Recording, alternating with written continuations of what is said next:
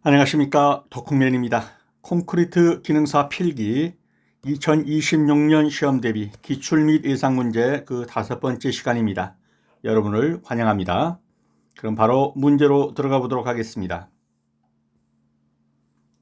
1번 문제입니다. 골재의 조립률이란 골재의 입도를 계략적으로 나타내는 방법이다. 입도를 계략적으로 나타낸다는 게 뭡니까? 골재의 크고 작은 비율입니다. 그러니까 얼마나 큰 것이 얼마나 섞였고 적은 것이 얼마나 섞였느냐를 나타내는 율입니다. 이것이 골재의 조립률이 되겠습니다. 다음입니다. 플라이 애쉬를 사용한 콘크리트는 반죽 시에 사용 수량을 증가시켜야 한다. 그러면 틀렸습니다. 어디가 틀렸습니까? 사용 수량을 증가시킨다가 아닙니다. 감소시키는 것이죠. 그래서 플라이 애쉬가 뭡니까? 가루 석탄재입니다. 이것은 표면이 매끄러운 둥근 입자로 되어 있습니다. 그래서 워커빌리티를 상승시킵니다. 그래서 물을 적게 써도 워커빌리티가 유지가 되는 것입니다. 그래서 플라이 애쉬를 사용한 콘크리트는 반죽 시에 물을 감소시켜 줍니다. 사용 수량을 감소시켜 줍니다. 그래서 증가시킨다 그랬으니까 틀린 겁니다. 다음, 시멘트의 응결을 빠르게 하기 위해서 사용하는 혼화제는 급결제죠. 잔골재 공급률이 75%이고 밀도가 2.65g/. 세제곱센티미터일 때 실적률은 이미 한 2번 풀어봤죠. 100% 나옵니다. 실적률 뭐에서 뭐를 빼는 거죠? 예. 공급률이 75%이고 그랬으면 죄송합니다. 공급률이 75%면 100-75 공급률은 실적률이 되죠. 그러면 25%가 되겠습니다. 그래서 2.65g/. 세제곱은 의미 없는 숫자를 헷갈리라고 넣어준 겁니다. 다음입니다. 굵은 골재의 최대 치수가 슬래브 두께의 3분의 1을 초과하지 않아야 한다. 틀렸죠? 어디가 틀렸습니까? 3분의 2가 아니라 3분의 1을 초과하지 않아야 합니다. 무슨 말이죠? 굵은 골재의 최대 치수가 슬라브 두께의 3분의 1을 초과하지 않아야 합니다. 예를 들면 슬라브 두께가 10cm라고 가정해 봅시다. 그러면 굵은 골재의 최대 치수는 이거의 3분의 1이니까 뭐 3.4cm를 초과하지 않아야 한다. 이런 말이 되겠죠. 굵은 골재의 최대 치수가 슬라브 두께의 3분의 1을 초과하지 않아야 합니다. 그래서 3분의 2가 아니라 3분의 1을 초과하지 않아야 합니다. 시멘트 저장 방법은 통풍이 잘 되도록 저장한다. 틀렸습니다. 어디가 틀렸습니까? 통풍이 잘 되면 풍화하기가 쉽죠. 산소와 만나서. 그렇기 때문에 통풍이 잘 안 되는 곳에다가 보관해야 합니다. 습도가 없고 통풍이 잘 안 되는 곳, 이런 곳에다 보관을 해야 되는 겁니다. 다음입니다. 포틀랜드 시멘트를 제조할 때 클링커를 만든 다음 석고를 3%를 첨가하는 이유로 가장 적합한 것은 응결 지연제입니다. 응결을 좀 지연시키기 위해서 석고를 넣습니다. 클링커, 석회석하고 점토를 고온에서 구워가지고 가루를 만든 거, 이게 클링커입니다. 주요 재료를 합성시킨 거죠. 여기다가 석고를 다시 3% 첨가합니다. 이를 석고를 첨가하는 이유는 무엇인가 그랬습니다. 바로 응결을 지연시키기 위해서입니다. 다음입니다. 조기 강도가 작고 장기 강도가 큰 시멘트로 최적 변화가 적고 균열 발생이 적어 댐 공사, 단면이 큰 구조물 공사에 적합한 것은 중용열 포틀랜드 시멘트. 중용열 포틀랜드 시멘트는 조기 강도는 작지만 장기 강도가 커서 댐 공사 등에 많이 쓰입니다. 콘크리트 배합에서 단위 장골재량이 600kg, 단위 굵은 골재량이 1400kg일 때 절대 장골재 비율은 얼마인가? 이거는 총 골재량에서 장골재 량이 차지하는 비용만 알면 되겠죠. 그러면 장골재율이 나오겠죠. 그러면 총 골재량은 장골재 플러스 굵은골재니까 600 플러스 1400이면 2000kg이 되겠네요. 거기다가 장골재량은 600kg입니다. 600을 2000으로 나누면 되겠죠. 그러면 몇 프로입니까? 30%가 되겠네요. 그래서 장골재율은 전체 골재 용적분의 장골재 용적이고, 전체 골재는 600 플러스 1400이니까 2000이 되고, 요거는 600이죠. 그래서 2000분의 600 해서 곱하기 100을 하면 30%가 되겠습니다. 콘크리트의 블리딩 시험에서 시료의 블리딩 물의 총량이 300g이고 시료에 함유된 물의 총 질량이 150kg일 때 블리딩률은 몇 프로인가? 블리딩은 뭡니까? 거푸집 같은 데 콘크리트를 부었더니 위로 물이 떴습니다. 요걸 가리켜서 블리딩이라고 한다고 그랬죠. 근데 총 물의 양은 얼마입니까? 150kg입니다. 그람으로 환산하면 150kg은 얼마죠? 15만 g이 되겠죠. 그래서 총량은 300이니까 300g을 15만 g으로 나눈 것, 이 값이 이 블리딩률이 되겠습니다. 여기 산식 이대로 가고요. 그러면 곱하기 100을 해서 백분율로 나타내면 0.2%가 됩니다. 이런 문제가 나온다 할지라도 당황하지 마시고 총 물의 양에서, 총 수량이죠. 총 물의 양에서 블리딩 물의 양 하면 되죠. 총 물의 양은, 물의 총 질량은 150kg라고 그랬으니까 15만 g이고, 왜 15만 g인지는 아시겠죠? 150 곱하기 1000g, 1kg가 1000g이니까요. 그래서 15만 분의 300 이렇게 계산하면, 그리고 곱하기 100을 해주면 백분율로 나오죠. 그러면 0.2%가 나올 겁니다. 넘어가겠습니다. 잔골재와 굵은 골재를 구분하는 채는 5mm 채를 씁니다. 그래서 5mm 채를 통과하는 골재는 잔골재고 5mm 채에서 남는 골재는 굵은 골재입니다. 그래서 잔골재와 굵은 골재를 나누는 구분은 5mm 채를 가지고 나누는 겁니다. 5mm 채를 통과해서 밑으로 빠진 애들은 잔골재고 5mm 채를 통과하지 못하고 남은 위의 애들은 굵은 골재가 된다는 얘기입니다. 다음입니다. 수하열이 많아 한중 콘크리트에 알맞으며 저기 강도가 필요한 공사나 긴급 공사에 사용되는 시멘트는, 한중 콘크리트, 추울 때 겨울에 치는 콘크리트죠. 겨울에는 잘 굳질 않죠. 그런데 수하열이 많으면 굳는단 말이죠. 그래서 저기 강도가 필요한 공사라든가 긴급 공사에 사용되는 그런 시멘트는 조강, 일찍 굳는 포틀랜드 시멘트, 조강 포틀랜드 시멘트가 되겠습니다. 조강 포틀랜드 시멘트는 수하열이 많기 때문에 한중 콘크리트에, 즉 겨울에 치는 콘크리트에 알맞고 수중공사, 해중공사에도 사용이 됩니다. 다음, 믹서를 트럭에 실은 것으로 콘크리트를 운반하는 기계는 무엇이냐? 트럭 믹서죠. 그래서 콘크리트 비치 플랜트에서, 공장에서 생산된 생콘크리트, 레미콘이죠. 이걸 건설 현장까지 운반하는 동시에 재료의 불기나 경화를 방지하기 위해서 계속 뭘 돌리고 가죠? 드럼을 회전시키면서 가죠. 우리가 이제 쉽게 말해서 레미콘 차라는 겁니다.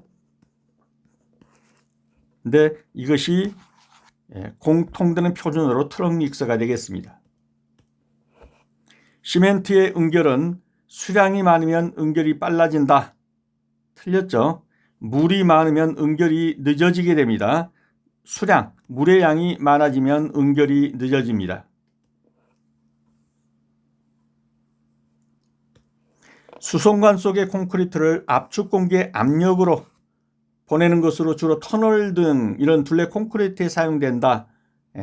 압력으로 밀어내는 겁니다. 콘크리트 플레이스가 되겠습니다. 콘크리트 플레이서입니다. 일반적인 장골재의 흡수율은 대개 어느 정도인가? 장골재는 1 내지 6%입니다. 굵은 골재는 0.5에서 4%입니다. 워커빌리티 판정 기준이 되는 반죽질기 측정 시험 방법이 아닌 것은 그래가지고 이제 블레인 시험, 그런데 블레인 시험은 뭐죠? 시멘트의 분말도를 측정하는 대표적인 시험 방법, 시멘트 입자가 얼마나 미세한지, 즉 입자의 비표면적을 간접적으로 측정하는 방식이다. 이것이 블레인 시험입니다. 그러니까 시멘트가 얼마나 고운가, 얼마나 미세한 것을 측정하는 것이 블레인 시험이고, 워커빌리티 판정 기준이던 반죽질기를 시험하는 시험은 캘리버 관입 시험, 리몰딩 시험, 슬럼프 시험, 이런 것들이 반죽질기의 시험이 되겠습니다. 그래서 블레인 시험은 얼마나 미세한지, 그리고 캘리버 관입, 리몰딩, 슬럼프 시험은 반죽이 얼마나 질게 됐느냐, 묽은 정도, 그것을 시험하는 것이 이것이 되겠습니다. 캘리버, 리몰딩, 슬럼프. 다음입니다. 한중 콘크리트 시공에 적합하다. 이거는 지금 수하열과 건조 수칙이 적어 서중 콘크리트에 적합하다. 이 문제는 앞부분이 좀 빠져버렸습니다. 이 문제는 지우고 일단 넘어가겠습니다.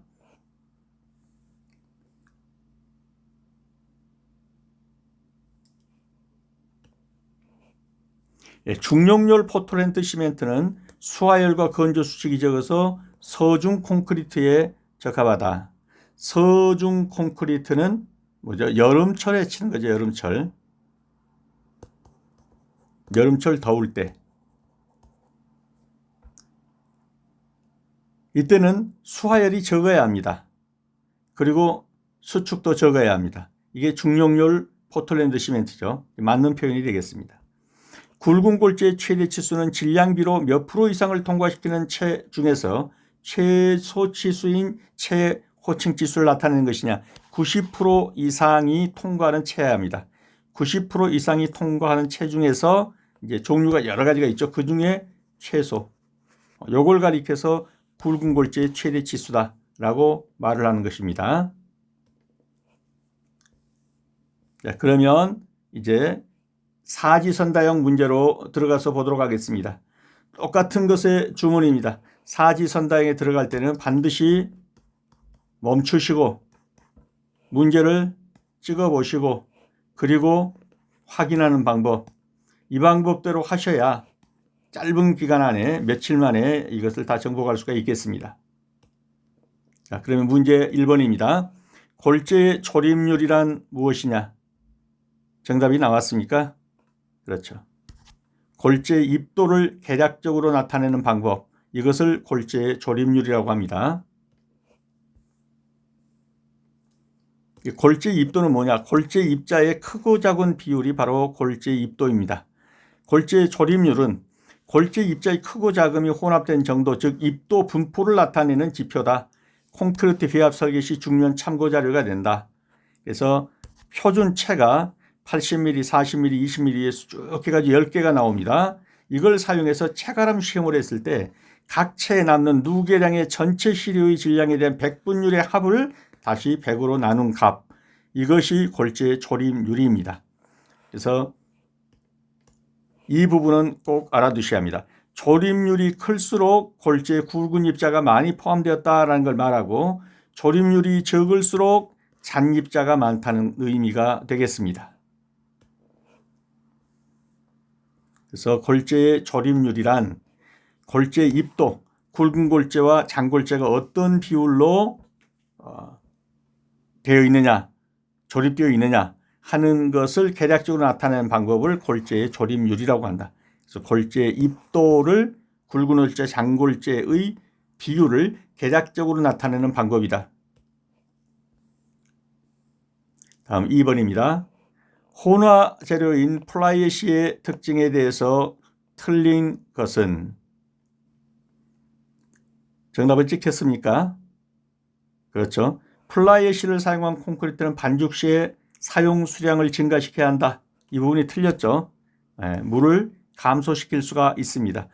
플라이애쉬, 석탄가루 재라고 그랬죠. 입자가 둥글고 매끄럽다. 콘크리트에 넣으면 워커빌리티가 좋아진다. 가루 석탄재로서 실리카질 혼화제이다. 이건 지금 다 맞는 표현이죠. 플라이애쉬를 사용한 콘크리트는 워커빌리티가 좋아지기 때문에 사용 수량, 즉 물을 줄여도 되는 겁니다.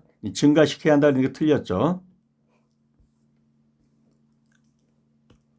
그래서 가루 석탄재, 표면이 매끄러운 둥근 입자로 되어 있어서 콘크리트의 워커빌리티를 좋게 하고 그래서 사용 수량을 감소시켜 줍니다. 근데 여기서 증가시킨다 라고 했으니까 틀린 것입니다. 3번입니다. 시멘트의 응결을 빠르게 한다. 빨리 굳게 한다. 뭐죠? 급결제입니다.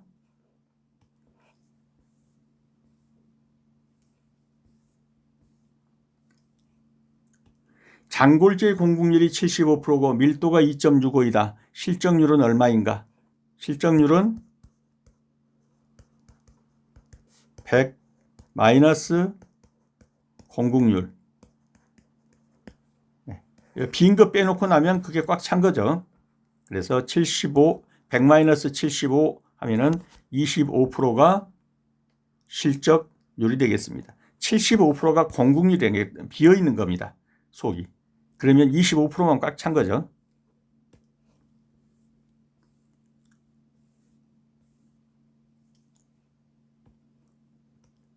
굵은 골재의 최대 치수에 대한 설명으로 틀린 것은 답은 눈에 들어왔습니까? 정답부터 찍어보죠. 슬래브 두께 3분의 2를 초과하지 않아야 한다가 아니라 얼마를요? 3분의 1을 초과하지 않아야 합니다. 거푸집 양 측면 사이의 최소 거리의 5분의 1을 초과하지 않아야 합니다. 일반적인 구조물의 경우 20mm 또는 25mm를 표준으로 합니다. 단면이 큰 구조물일 경우는 40mm를 표준으로 합니다. 이것이 굵은 골재의 최대 치수에 대한 설명입니다. 조금 더 자세히 들어가 보면 굵은 골재의 최대 치수는 질량 기준으로 90% 이상을 통과시키는 가장 작은 채 호칭 치수, 아까 보았죠. 시공성과 콘크리트 품질을 결정하는 중요한 요소이다. 일반적인 사용 시수는 20mm 또는 25mm 내외의 골재가 주로 사용된다. 어떤 것이요? 굵은 골재. 그래서 거푸집 양 측면 최소 거리의 5분의 1, 슬래브 두께의 3분의 1, 개별 철근 다발 덕트 사이 거리의 4분의 3 이하입니다. 거푸집 양 측면이 예를 들어서 거푸집이 이렇게 됐다고 이제 가정을 한번 해보겠습니다.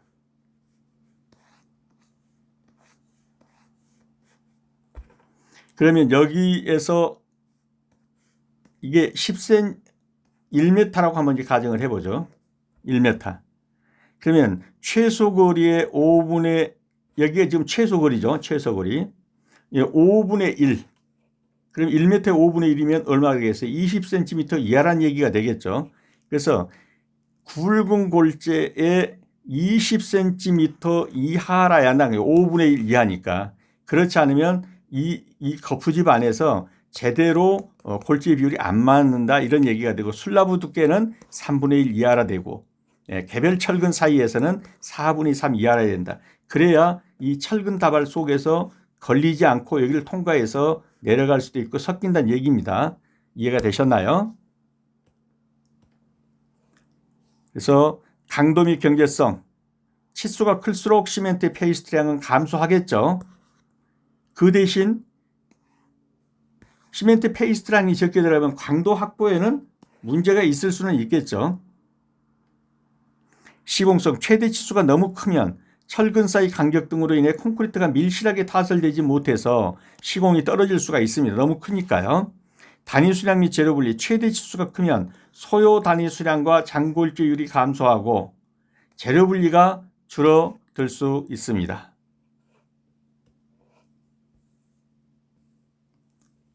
그래서 다시 한번 보면요. 굵은 골재의 최대 치수에 대한 설명으로 틀린 것은 슬라브 두께의 3분의 2가 아니라 3분의 2를 초과하지 않아야 합니다. 나머지 지문들은 맞으니까 그대로 인식을 해 두시면 되겠습니다. 6번입니다. 시멘트의 저장 방법에 대한 설명 중 옳지 않은 것은? 정답이 눈에 들어왔습니까? 정답은요. 그렇죠. 통풍이 잘 되도록 저장한다가 틀렸죠. 통풍이 잘 되면 그만큼 산화가 돼서 어떻게 되죠? 빨리 굳게 되죠. 그래서 통풍이 잘 안 되는 것이 맞습니다. 그리고 품종별로 구분해서 저장하고 지상 30cm 이상의 마루에 쌓는다. 방습 창고, 즉 습기를 차단하는 그러한 조치를 취해줘야 합니다. 그래야 굳지 않죠. 그래서 바람이 잘 통하는 것도 굳습니다. 습기가 많은 것도 굳어버립니다.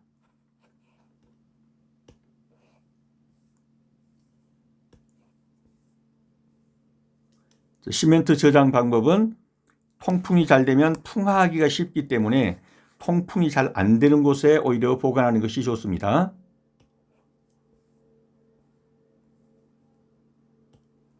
다음입니다. 포틀랜드 시멘트 제조 시 클링커를 만든 다음에 석고를 3% 첨가합니다. 그 이유는 무엇인가 그랬습니다. 정답이 눈에 들어왔습니까? 응결. 촉진입니까? 지연입니까? 천천히 굳게 하는 거죠. 응결을 지연시키기 위해서 석고를 넣습니다. 그래서 석회석, 점토 등 여러 원료를 분쇄 혼합한 후 1450도씨 이상의 고온에서 소성하여, 이렇게 하면 뭐가 되죠? 클링커가 된단 말이에요. 클링커가.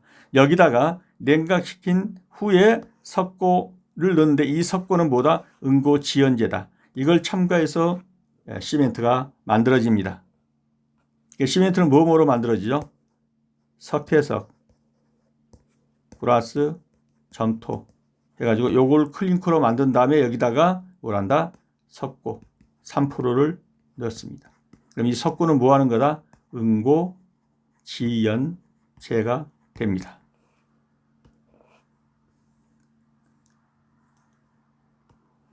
조기 강도가 작고 장기 강도가 커서 댐 공사나 단면이 큰 구조물 공사에 적합하다. 무엇입니까? 네, 정답은 중용률 포틀랜드 시멘트가 되겠습니다. 조기 강도가 작고, 처음에는 강도가 높지 않은데 양생이 되고 이제 계속 가면서 강도가 크게 됩니다. 체적 변화가 적고 균열 발생이 적다. 그래서 댐 공사나 단면이 큰 구조물 공사에 적합하다. 중용열 포틀랜드 시멘트입니다. 댐 공사에는 주로 저열 포틀랜드 시멘트가 쓰입니다.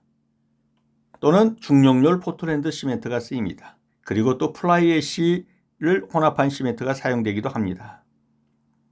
그래서 많이 쓰이는 거 중용열, 저열. 수하열이 높으면 댐 공사 등에는 못 쓰겠죠. 그래서 수하열을 제어한다. 댐은 콘크리트 타설량이 많은 거대한 구조물, 즉 매스 콘크리트이기 때문에 시멘트가 굳는 과정에서 발생하는 수하열이 높으면 안 됩니다. 온도 차이로 인해서 온도 균열이 생겨가지고 크랙이 발생합니다. 그래서 수하열이 낮은 시멘트는 이러한 균형 발생 위험을 최소화합니다. 그 다음에 장기 강도가 있어야겠죠. 또 댐 같은 건 내구성이 있어야 합니다. 그래서 저열 또는 중용열 시멘트는 초기 강도는 좀 낮지만 장기적으로는 강도가 꾸준히 증진되며 내구성이 우수하다. 이는 장기간 안정적으로 유지되는 댐 구조물 등에 맞는 것이다. 그다음에 건조 수칙이 감소하다. 내황산염, 황산염에 강하기 때문에 하수 처리 시설 같은 이런 데 많이 쓰이는 것입니다. 그래서 지금 보고 있는 것이 중용열 포틀랜드 시멘트입니다. 다시 한번 봅니다. 초기 강도가 작고 처음에는 강도가 세지는 않아요. 근데 가면 갈수록 양생돼 가지고 강도가 커지고 그 다음에는 균열 발생이 적습니다. 그래서 댐 공사나 단면이 큰 구조물 공사에 적합하다. 무엇이다?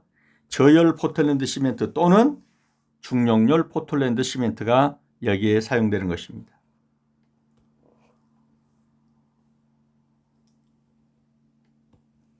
다음입니다. 콘크리트 비합에서 단위 장골재량이 600kg이고 굵은 골재가 1400kg이면 절대 장골재율은 장골재가 600kg입니다. 그러면 장골재율은 전체 중에서 장골재가 차지하는 비율이죠. 그럼 전체가 얼마예요? 600 플러스 1400. 장골재가 얼마예요? 600. 그러면 2000분의 600 곱하기 100분율. 그러면 얼마죠? 30%. 그래서 정답은 1번이 되겠습니다. 이 부분도 읽어보시면 다 이해를 할 수 있는 건데요. 이걸 제가 다 설명을 내면 시간이 너무 많이 걸리니까 어느 부분만 좀 볼까요? 시멘트 콘크리트 배합 시 전체 골재의 절대 용적 중에서 장골재가 차지하는 비율 조금 전에 봤죠. 전체분의 잔. 그럼 전체가 2000이었고 잔이 600이었으니까 30%다 이런 말이고요. 영어의 정의에서 5mm 채를 통과하면 굵은 골재. 통과하면 장골재죠. 밑으로 빠진 애가. 통과하지 않으면 굵은 골재. 그런 말입니다. 한번 읽어보시면 다 설명을 드린 거니까 알 수 있을 겁니다. 화면을 정지하시고 읽어보시기 바랍니다. 그래서 콘크리트 배합에서 총이 2000이고 그 중에 장골재가 600이기 때문에 이렇게 계산하면 30%가 됩니다. 다음입니다. 분말도가 큰 시멘트의 성질에 대한 설명으로 틀린 것은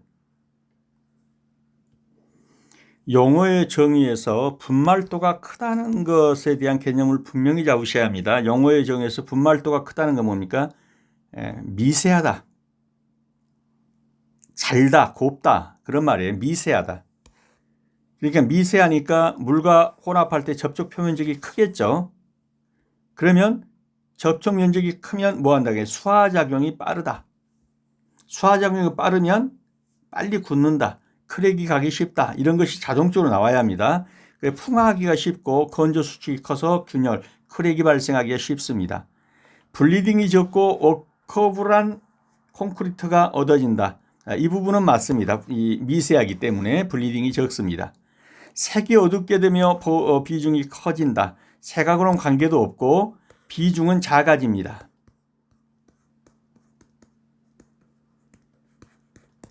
그래서 틀린 것은 4번이 되겠습니다. 조금 더 자세히 들여다보겠습니다. 분말도가 크다라는 것은 입자가 미세하다는 말입니다. 이 시멘트는 비중은 작아지고 풍화하기가 쉽습니다. 그러면 분말도와 비중의 관계를 한번 살펴봅니다. 시멘트 입자가 미세할수록, 즉 분말도가 클수록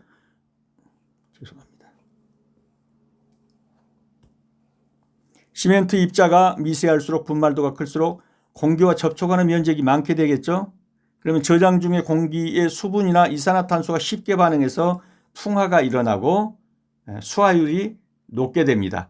이러한 풍화작용으로 인해서 시멘트 입자 표면에 수화 생성물이 형성되면은 어떻게 되죠? 비중은 감소되는 겁니다.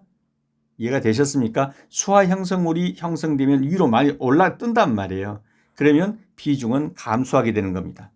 그래서 분말도가 크면 동시에 가져오는 건 뭐예요? 분말도가 크다는 것은 입자가 미세하다는 말이다.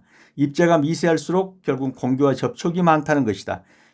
공기와의 접촉이 많으면 수화열이 높고 또 풍화가 일어나기 쉽다는 얘기가 되는 거죠. 그래서 이러한 풍화작용으로 해서 입자에 뭐건다 풍화 생성물이 형성되면 동시에 이것이 비중으로 가면 비중이 감소하게 된다. 이 일련의 프로세스를 전부 이해할 수 있어야 합니다. 다음 분말도와 풍화와의 관계 한번 읽어보시고요. 분말도가 큰 시멘트의 일반적인 특징, 물과의 접촉 면적이 커. 이 말도 이해가 되시죠? 이거 몇 번 제가 설명을 드렸는데 이만한 것의 표면적하고 이것을 잘게 쪼갰습니다. 쪼갰어요. 잘게 쪼개서 이거를 1000개의 잔 입자로 만들었습니다. 어떤 게 표면적이 크겠습니까? 이 잘게 쪼갠 게 이 전체 표면적하고 비교하면 훨씬 크겠죠. 이것을 1000개로 쪼갠 표면적과 이 표면적과는 훨씬 더 이쪽이 크단 말이에요. 이게 분말도가 큰 게. 여기서부터 분명하게 이해가 되신 다음에 모든 이제 프로세스가 진행돼야 됩니다. 그래서 물과의 접촉 면적이 커서 왜 입자가 고우니까 수화작용이 빠르다. 왜 산소와의 물과의 접촉면이 크기 때문에 그러면 조기강도 발현이 빠르게 됩니다. 빨리 굳는다는 얘기예요. 너무 적으니까 잘 비벼져서 워커빌리티는 좋습니다. 단점은 수하열이 많아져서 온도 균열이 발생하기 쉽습니다. 온도 균열이 발생하기 쉽다는 말은 크랙이다. 크랙. 그래서 건조 수축이 커져서 이 크랙 발생 가능성이 높습니다. 균열 발생, 풍화하기가 쉽습니다. 이것이 분말도가 큰 골재 콘크리트의 장점과 단점이 되겠습니다. 그래서 분말도가 큰 시멘트 물과 혼합 시 접촉 면적이 커서 수화작용이 빠르다. 맞고요. 풍화하기 쉽다. 건조 수축이 커져서 크랙이 발생하기 쉽다. 맞습니다. 블리딩이 적고 워커블한 콘크리트 얻어진다. 맞습니다. 색이 어둡게는 뭐 관계없고 비중은 작아집니다.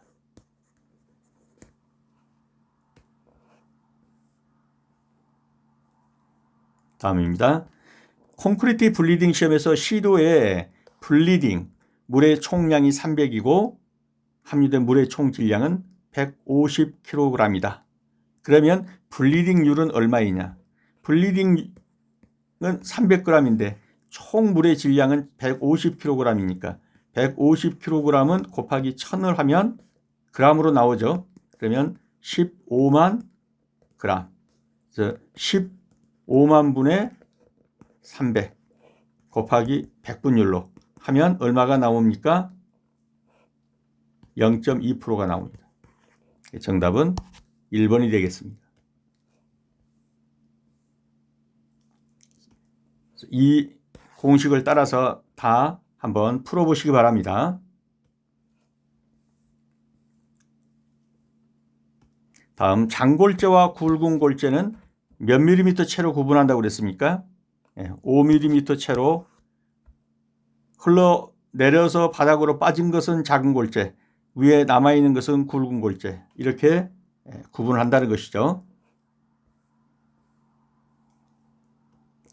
그래서 5mm 채를 통과하는 골재는 장골재고 5mm 채에 남아있는 골재는 굵은 골재다. 그래서 장골재와 굵은 골재를 구분하는 채는 5mm 채입니다.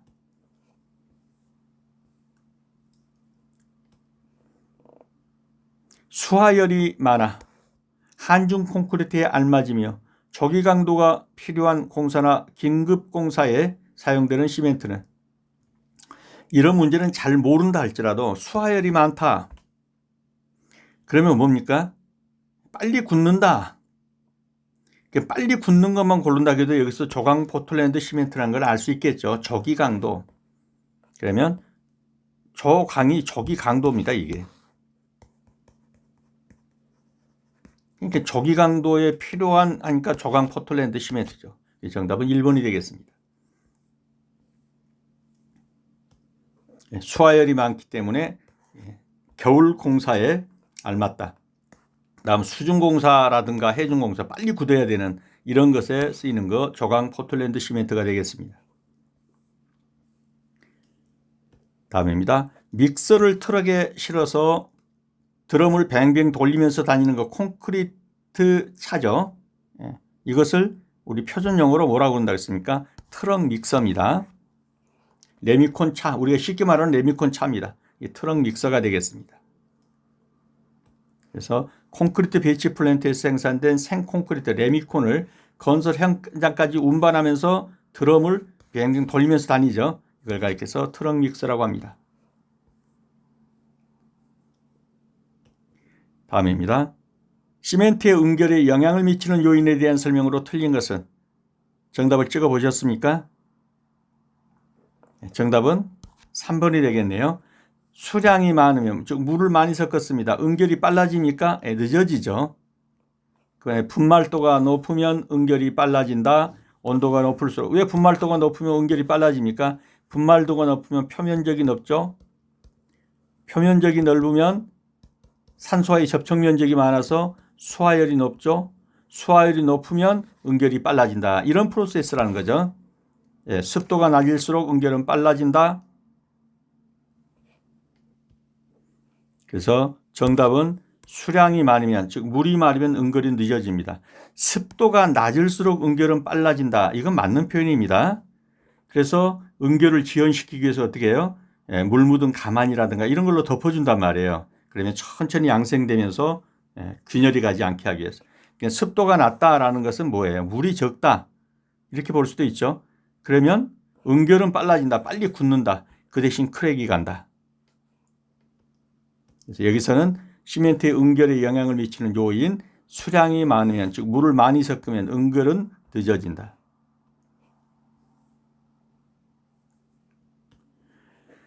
수송관 속의 콘크리트를 압축 공기 압력으로 보내는 것 주로 터널 공사에 쓰인다. 정답은 2번 콘크리트 플레이서가 되겠습니다. 압축 공기로 압력으로 밀어서 보냅니다. 콘크리트 플레이서입니다. 일반적인 장골재의 흡수율은 얼마입니까? 1 내지 6%라고 그랬죠. 장골재. 굵은 골재는요. 0.5에서 4%. 장골재는 1 내지 6%.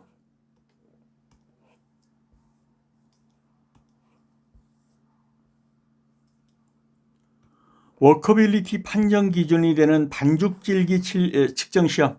반죽이 얼마나 지느냐, 즉 묽은 반죽이냐를 측정하는 시험. 캘리볼, 리몰딩, 슬럼프는 전부 다 반죽 질기의 시험이 됩니다. 근데 블레인 시험은 반죽 질기가 아니죠. 그래서 반죽 질기의 측정 시험이 아닌 것은 그러면 블레인 시험이 되겠고, 이 블레인 시험은 뭐라고 그랬습니까? 분말도 얼마나 미세하냐, 분말도를 측정하는 시험이 되겠습니다. 블레인 시험은 분말도, 미세 정도를 측정하는 시험입니다. 19번입니다. 중용열 포틀랜드 시멘트에 대한 설명으로 틀린 것은? 이 중용열, 저열 포틀랜드 시멘트 또는 중용열 포틀랜드 시멘트, 이렇게 나오면 열이 적다는 거잖아요. 저열이나 중용열은. 그러면 이것은 동시에 무엇으로 가냐면 수화열이 낮다라는 의미예요. 수화열이 낮다라는 말의 의미는 어떤 거죠? 조기 강도는 적으나 장기 강도는 크다라는 말로 연결이 되고, 수화열이 낮다라는 말은 조기에 굳지는 않아요. 근데 장기에는 강도가 크다. 그래서 조기에 잘 굳지 않으니까 한중 콘크리트에 적합하다라면 틀리는 거예요. 수화열이 많은 것이 뭡니까? 빨리 굳으니까 이 겨울철에 친단 말이에요. 그래서 이런 것만 알아도 이건 다 풀 수 있는 겁니다. 그래서 한중 콘크리트 시공에 적합하다 그러면 이건 틀린 거예요. 수화열이 낮아 그러면 맞는 거죠. 중용열 또는 저열이기 때문에 단면이 큰 콘크리트에 적합합니다. 맞습니다. 조기 강도는 작지만 장기 강도는 큽니다. 화학적 저항성이 큽니다. 그래서 벌써 언어에서 저열 또는 중용열 그러면 수화열이 낮구나. 수화열이 낮으면 조기 강도는 작지만 장기 강도는 크구나. 그래서 수화열이 낮으니까 이것은 여름철 콘크리트에 적합하구나. 이 여름철 콘크리트를 뭐라고 그러죠? 서중 콘크리트. 버울서자죠. 서중 콘크리트에 적합하다. 그래서 한중 콘크리트에 적합하다. 그랬으니까 틀린 겁니다. 정답은 2번이 되겠습니다. 그래서 중용열 포틀랜드 시멘트는 수화열과 건조 수축이 적어서 뭐에? 서중 콘크리트에 적합하다. 그래서 한중 콘크리트라고 그랬으니까 틀렸습니다. 정답은 2번이 되겠습니다. 굵은 골재의 최대 치수는 질량비로 몇 프로 이상을 통과시키는 체중에서 최소 치수, 인체의 호칭 치수인가? 90% 이상을 통과하는 체중에서 최소 치수가 되겠습니다. 네. 문제집이나 책을 필요로 하신 분은 영상 아래 더보기란에 주소를 클릭하셔서 구입하실 수가 있겠습니다. 수업하시느라 수고 많으셨습니다. 다음 시간에 다시 뵙도록 하겠습니다. 감사합니다.